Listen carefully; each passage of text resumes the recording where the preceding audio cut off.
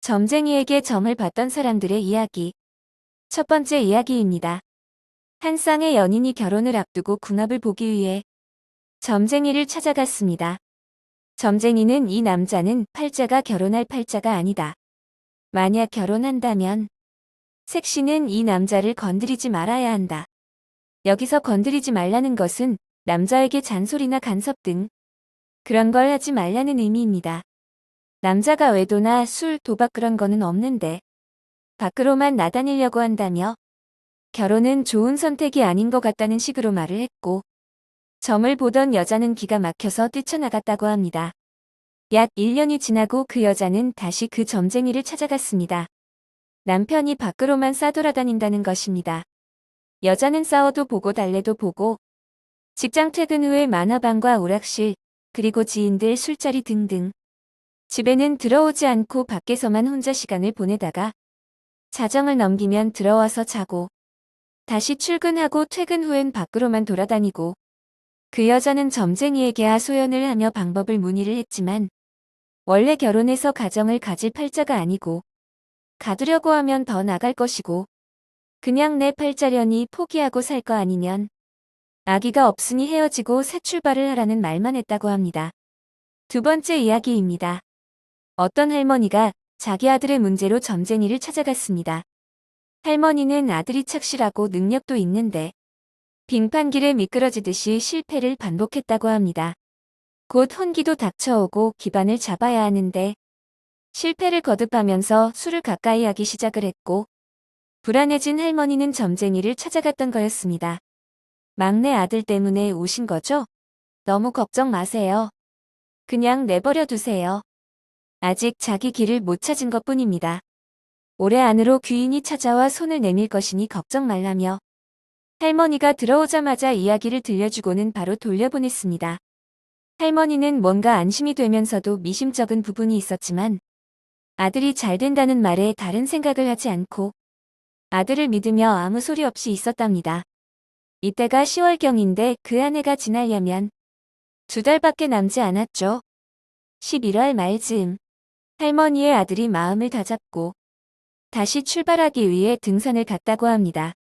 하산을 하던 중 어떤 중년의 아저씨로부터 막걸리 한 사발을 같이 하자는 제안을 받았고 그 아들도 산속에서 막걸리의 유혹에 이끌려 막걸리를 먹으며 경치 감상과 함께 그 중년의 남자와 이런저런 이야기를 하면서 연락처를 주고받고 헤어졌고 다음날 그 중년의 남자에게 연락을 받고 나가 임시직으로 채용이 되었는데 그 아들이 실패를 많이 겪어봐서 그간의 실패를 그냥 넘기지 않았다는데 나름의 통찰력 같은 게 뛰어났고 천성이 부지런하고 자기관리가 철저해서 그 아들이 뭔가를 시작하면 최선을 다하는 스타일이었죠. 그 중년의 사람이 어떤 일을 시키면 시키는 일마다 똑부러지게 처리를 했다고 합니다. 그 중년의 사람이 중견기업 사장이었는데 사세를 확장하기 위해서 인수를 했던 회사를 맡길 사람을 찾고 있던 중 산에서 만나 초고속 승진으로 지사의 중역으로 올라가서 차후 그 지사를 인수 후 지금도 열심히 사업을 하는 중이랍니다. 세 번째 이야기입니다. 점쟁이가 찬거리를 사기 위해 시장을 가던 중 어떤 여인을 보고 이름을 바꾸라고 던져주고는 궁금하면 이리로 찾아오라는 메모를 남기고 자리를 떠났다고 합니다.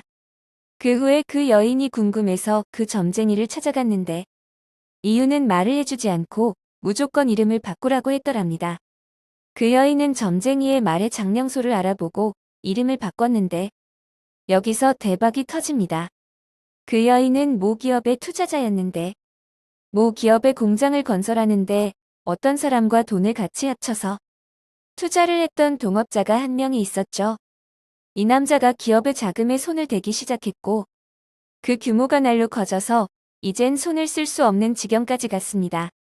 이때까지 이 여인은 그 사실을 모르는 상태였고 그 남자는 결국 생각한 게 그동안 기업에서 빼돌린 돈을 챙겨서 해외로 튀려고 계획 중이었고 자금을 합쳐서 투자를 했기에 그 여인도 의심을 살 수밖에 없는 상황이었습니다. 그 동업자는 여인에게 자신이 가진 지분을 매입 시점보다 싸게 넘겼고 그 여인은 아무것도 모르는 상황에서 그 남자가 해외로 도피를 했죠. 다른 투자자들이나 기업 관계자가 그 남자를 사기죄로 고소함과 동시에 모든 화살이 그 여인에게 집중이 되는 상황인데 그 여인이 개명을 한 후 그 일이 터졌고 경찰이 수사를 하다가 관련자 이름에 그 여인의 이름이 없어서 한동안 경찰이 그 여인을 귀찮게 하지 않았고 그 동업자가 싸지른 똥 때문에 꽤 많은 돈이 눈먼 돈이 되었습니다. 애초에 그 여자의 잘못이 아니었기에 나중에 수사를 받았어도 별다른 문제 없이 비켜가게 되었고 회사에 터진 문제를 수습하는 중 생긴 눈먼 돈이 어디로 향하느냐가 관건이었는데 막판에 그 여인이 동업자의 지분을 인수해서 눈먼 돈이 그 여자의 수중으로 떨어졌고 회사가 정상화되고 기업들의 수출이 활발해져서 그 회사의 공장도 활발하게 돌아가게 되어 회사의 이익이 많이 남았습니다. 그 여인은 그 시점에서 모든 지분을 팔고 상당한 시세 차익을 챙겼다고 합니다. 이 여인이 나중에 회사를 하나 차리는데 그 여인이 내 여동생의 사장입니다. 네 번째 이야기입니다. 그 점쟁이가 용하다는 소문에 사람들이 많이 찾아왔는데 그 점쟁이를 시험해 보고 싶은 나쁜 생각을 가진 어떤 아줌마가 찾아갔습니다. 이 아줌마는 결혼 후 남편과 사별을 했는데 이 아줌마의 신보가 얼마나 고약하냐면 남편은 병석에 누워있는데 이 아줌마는 남편의 병수발은 들지 않고 외도의 밖으로만 싸돌아다녔다고 합니다. 그러다 남편이 사망했는데 이 점쟁이를 찾아갔을 때는 다른 남자와 결혼해서 아이들을 다 키워놓은 시기였습니다. 그 점쟁이를 찾아갔죠. 죽은 전 남편의 사주를 들고 가서 자신과 궁합이 맞냐고 물어봤는데 그 점쟁이가 일어서서 밖에 나갔다 오더니 물을 한 바가지 뿌리고 그 옛날에 빨래 다지는 방망이 아시죠? 사극 같은 거 보면 돌 위에 올려놓고 여자들이 마당에서 방망이로 두드리는 거. 그 방망이로 그 아줌마를 뒤지게 패면서 하는 말이 이 죽일 년 같으니라고? 여기가 어디라고 죽은 사람의 사주를 가져오느냐며 남편의 병수발은 못들 망정 그게 사람으로서 할 짓거리냐며 뒤지게 팼다고 합니다. 다섯 번째 이야기입니다. 소리 소문 없이 사라진 아내를 찾던 남자가 그 점쟁이를 찾아왔습니다. 점쟁이는 남자에게 왜 그렇게 안 사람을 닥달했냐며 꾸중을 했고 자기 발로 나갔으니 자기 발로 들어올 거라고 찾지 말고 기다리라고 했죠. 만약에 찾는다면 더더욱 깊은 곳에 숨을 것이라고 했는데 남자는 당장 집에서 아이들이 엄마를 찾아서 울고 있고 집안 살림에 이런저런 혼란한 상황에 처해 있었습니다. 점쟁이가 용하다는 소문만 듣고 갔는데 기다리라 하니 복채도 주지 않고 성질을 부리며 그 집을 나섰고 계속 찾아다녔다고 합니다.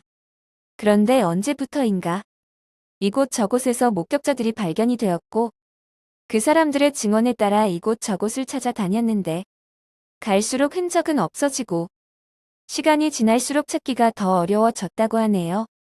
남자는 다시 그 점쟁이를 찾아갔고 점쟁이의 말이 그때 가만히 있었으면 어쩌면 이곳에 같이 왔을 수 있었는데 더 꼭꼭 숨어버렸다고 했죠. 지금이라도 늦지 않았으니 아이들 잘 키우고 막내딸이 한창 클 나이니깐 엄마 역할까지 잘하고 막내가 초등학교 졸업할 때 즈음 스스로 올 것이라고 말을 했죠. 그래도 기다리면 돌아온다는 말에 그 남자는 돌아갔고 그때부터 아이들 뒷바라지와 직장 생활을 병행하며 살아갔습니다.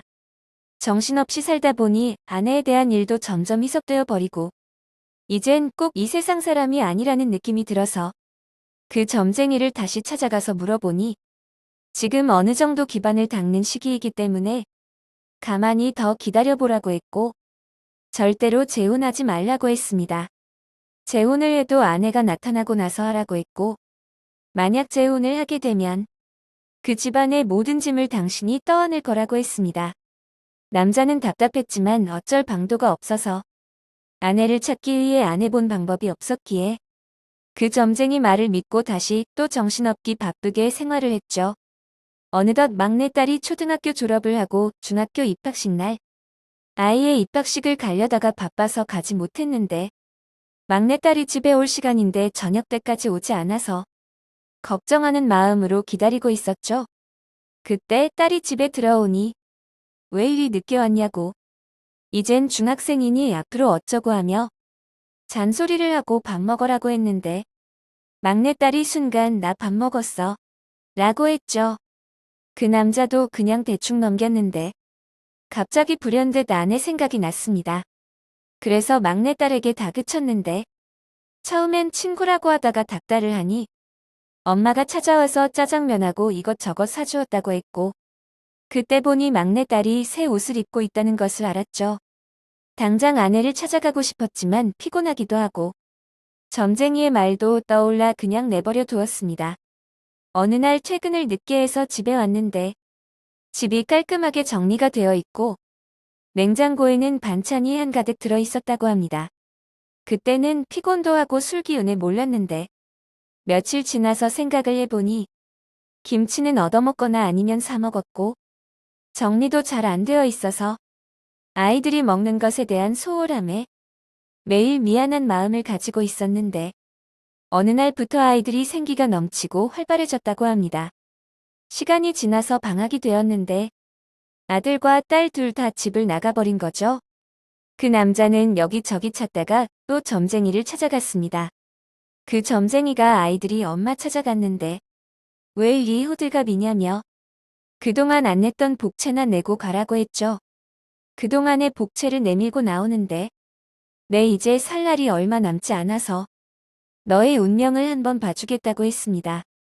절대 재혼하지 말고 그냥 아내가 돌아오면 내키지 않아도 가정을 이루고 살아라고 당부를 하며 장사는 하지 말고 아내가 기반을 닦아 놓았으니 그냥 시골에 집 하나 얻어서 농사를 지으라고 했죠. 시간이 흘러서 아내가 나타났고 지방에서 국밥집을 하고 있다고 지금은 단골도 많이 생겨서 식당도 확장 공사를 했고 큰애가 고등학교 가면 자기가 키우겠다고 했습니다. 엄마의 품이 필요할 땐 없다가 다 키워놓으니 나타나서 하는 말이 아들을 데려간다고 한 거죠. 기가 막히기도 하고 화가 나서 필요 없으니까 나가서 혼자 살으라고 했습니다.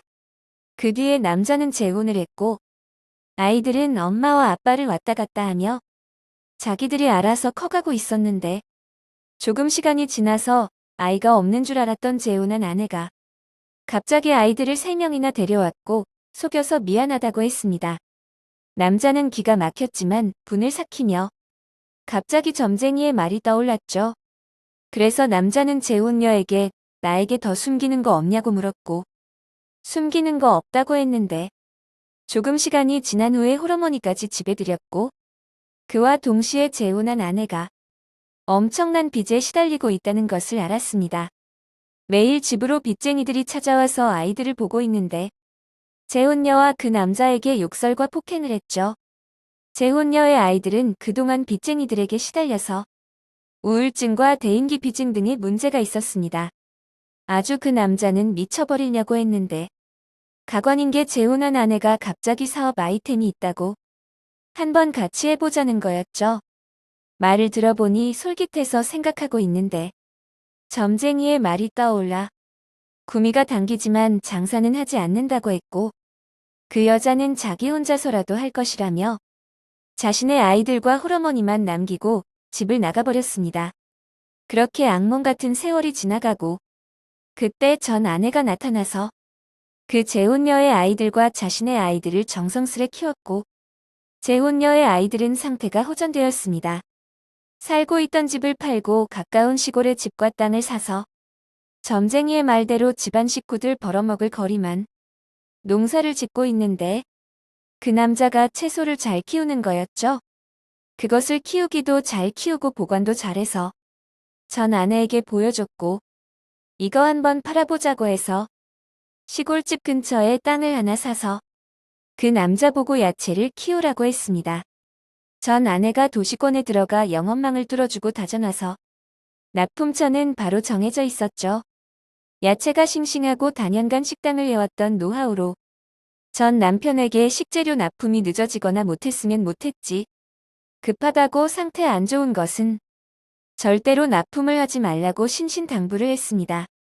야채의 상태가 좋은 것은 팔고 상품 가치가 떨어지는 것들은 가족들이나 지인들에게 나눠줘서 사람의 인심이 올라가고 납품에 차질이 생기거나 늦어도 항상 싱싱한 재료들만 납품한다는 소문이 돌아서 납품처가 늘어났죠. 지금은 여러분도 한 번쯤 봤을 만한 야채 프랜차이즈 중에 하나입니다. 오늘 이야기는 여기까지예요. 오늘 이야기가 재미있으셨다면 구독과 좋아요, 댓글 부탁해요.